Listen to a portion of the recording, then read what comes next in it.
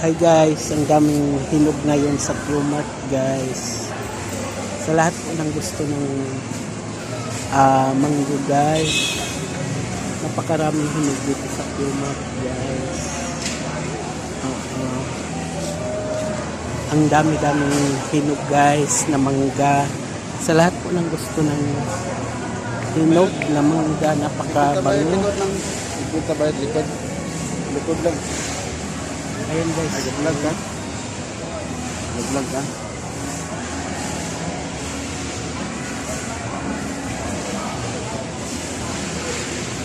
Story apa ya?